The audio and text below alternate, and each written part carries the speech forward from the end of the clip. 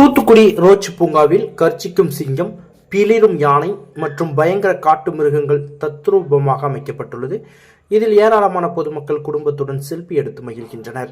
மேலும் தூத்துக்குடியில் முதல் முறையாக டைனோசர் ராட்டினம் பொதுமக்களை கவர்ந்துள்ளது.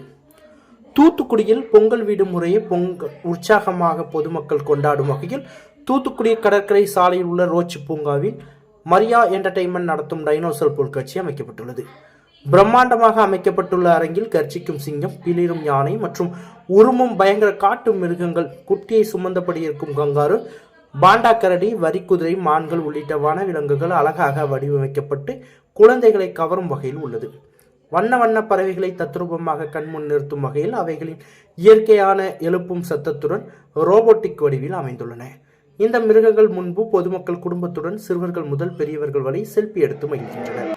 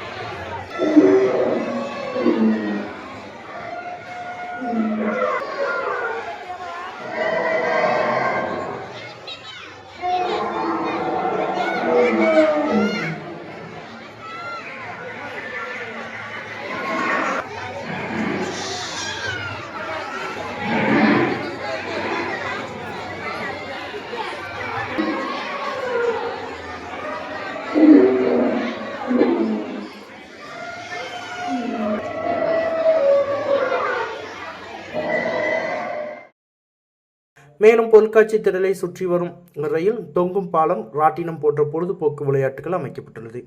மேலும் தமிழகத்தில் முதல் முறையாக டைனோசர் ராட்டினம் அமைக்கப்பட்டுள்ளது. இதில் ஏராளமான குடும்பத்துடன் சிறுவர்கள் முதல் பெரியவர்கள் வரை மிகுந்த ஆர்வத்துடன் ராட்டினத்தில் சுற்றி வருகின்றனர். மேலும் பொருட்காட்சியில் ஏராளமான கடைகள் அமைக்கப்பட்டுள்ளது. அதில் டெல்லி அப்பளம், வாழைத்தண்டு, சூப், ஜிகர்தண்டா போன்ற சுவையான தின்பண்டங்கள் கடைகள் பொருட்காட்சியில் இடம்பெற்றுள்ளன. இந்த பொருட்காட்சியில் தினமும் ஆயிரக்கணக்கான மக்கள் மிகுந்த மகிழ்ச்சியுடன் கண்டுகளித்து வருகின்றனர்.